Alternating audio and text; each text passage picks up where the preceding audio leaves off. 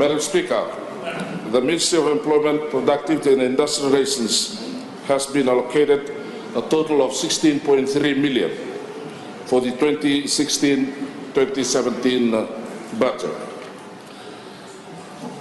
Madam Speaker, the budget allocation that has been given to our ministry will certainly assist in furthering the role that we play in fostering a strong relationship between employers and employees, creating productive workplaces, ensuring fair working conditions, creating healthy and safe working environment, and helping Fijians not only to find employment but also create employment. Madam Speaker, in the generation of employment, the National Employment Center has been allocated 4 million. Under this provision, 0.8 million is allocated to the Foreign Employment Service to support guest work program and employment opportunities for Fijians in countries such as New Zealand, Australia, Canada and the United Arab Emirates. In 2017, we anticipate sending 500 workers to New Zealand and 1,000 workers to Australia under our seasonal work program. Further, we also anticipate to extend our foreign employment opportunities in the United States and Canada. Also, Madam Speaker, under the National Employment Center, the Fiji Volunteer Scheme has been allocated 1.4 million to assist in the deployment of retired teachers to the other Pacific countries upon request. We currently have 38 teachers deployed to a number of neighboring regional countries on a cost-share basis arrangement. The allocation should enable us to explore requests from other countries outside the Pacific region and requests from the Pacific countries in areas of work other than teaching. Madam Speaker, in terms of the commitment of the Ministry in facilitating under the National Employment Center, an allocation of 0.7 million has been provided for the allowances for volunteer attachment in either government or with private employers. Just 2 weeks ago, our Ministry publicized in the dailies the requirement in law that an employer who employs more than 50 workers must engage suitably qualified unemployed persons as attachees or volunteers on a ratio of at least 5% of the total number of workers. The current allocation will boost the legal requirement. Madam Speaker, with regards to productivity, an allocation of 0.2 million has been provided for the promotion, improvement, and monitoring of productivity in all workplaces. This includes the registration, establishment, and training of labor management, consultation, and cooperation committees, or LMCCs, for all employers who employ more than 20 workers. Madam Speaker, to promote and maintain a working environment which is healthy and safe to both workers and employers, we have been provided an allocation of 6.0 million. Madam Speaker, also under this provision, 3.0 million is allocated for all government workers whose injuries or deaths are established as work-related. As part of government's commitment to improve service delivery, 0.5 million is given for a doctor and a nurse to be recruited on permanent positions, together with 21 nurses to look after workers' compensation throughout the country. Previously, this work was undertaken by officers on secondment on a project basis, include task forces with the assistance of military personnel. Madam Speaker, with 0.25 million allocation for the implementation and enforcement of the national minimum wage, this will benefit about 100,000 workers and will help them to get better wages and take-home pay. Madam Speaker, the allocation will also ensure that we will increase awareness in industries and ensure compliance to the legal requirement regarding minimum wages. I therefore urge all employers who are covered under this order to adhere to the minimum national wage requirements. Madam Speaker, the Ministry has allocated 1.1 million to the mediation service. This will enhance the capacity of the mediation services for effective resolution of grievances and disputes for all workers in the country, including union members.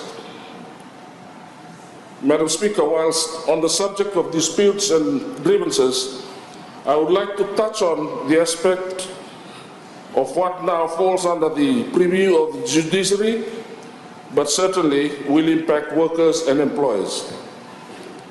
Madam Speaker, in the 2016-2017 budget, it will see the creation of 2 more legal tribunals for the Western and Northern Divisions. This should assist greatly in the disposition of disputes and grievances involving workers and employers and the pace at which the same is done. Madam Speaker, I would like to highlight that the Ministry has successfully certified 5 of its services under ISO 9001 and 2008 Quality Management System. This certification is a clear indication of the Ministry's commitment in creating a culture of customer-focused service delivery, and 0.3 million has been allocated towards this. Madam Speaker, the 2016-2017 budget also contains an employment taxation scheme which benefits employers, workers, in particular first-time employees and apprentices and persons with disabilities.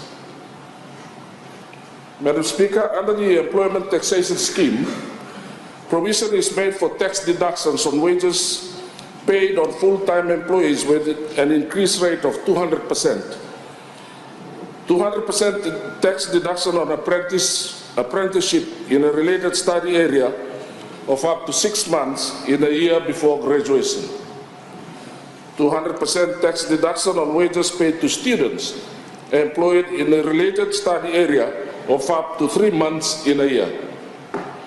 And 300% tax deduction on wages paid in the employment of persons with disabilities who will be employed continuously for 3 years.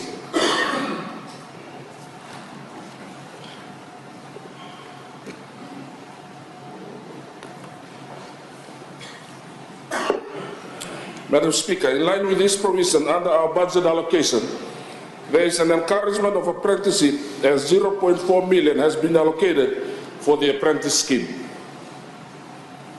Madam Speaker, given the large focus of the 2016-2017 budget on Tropical Cyclone Winston rebuild, it is worth noting that the primary rebuild initiatives such as schools rehabilitation and help for homes will certainly provide and generate employment as a spin-off effect. Madam Speaker, I wish to correct some statements that have been made by the oppositions in the delivery this morning, and I think that it's important that the facts are stated correctly. In the employment sector, it has been said that there has been no increase in employment and the employment opportunity. The figures that I have shows that new job advertisements as assessed by RBF, by looking at advertisement in the Fiji Times, has rose by 10.7% so far this year. It rose by 18.7% for the whole of 2015. It had rose by 12.8% in 2014. It rose by 9.3% in 2013. Madam Speaker, when I look at the contributions that has been done by the honourable members of the opposition, it seems to indicate a discontinuity of facts and the inability for them to organize their speeches so that they don't repeat themselves. And even at times are quite contradictory.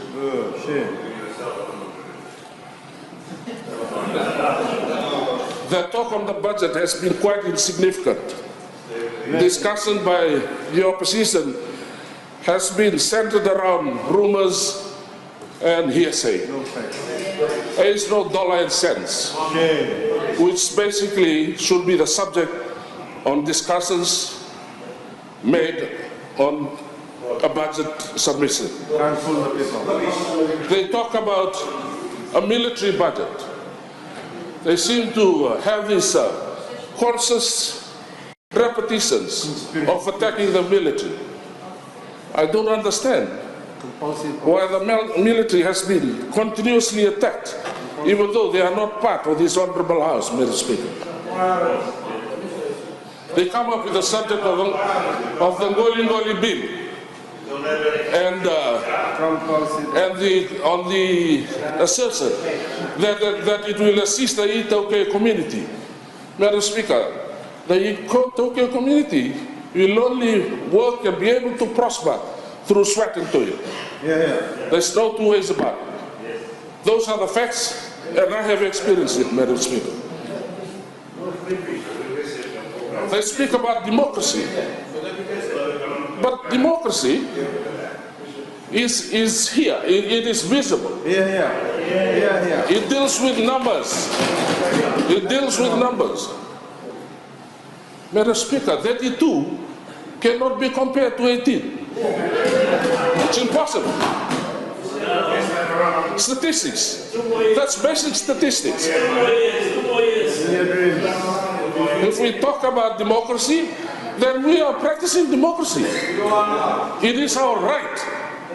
It is in our power. I think the only issue that the opposition must watch, maybe 32 will come up to 50.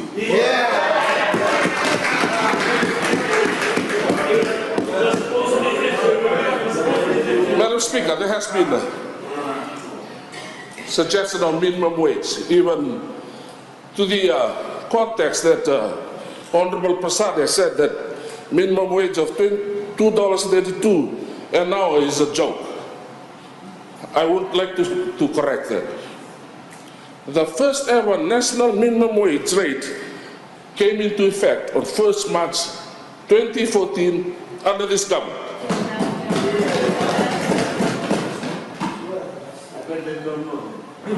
There has never been any minimum wage given previously. So to say that $2.32 is a joke in itself.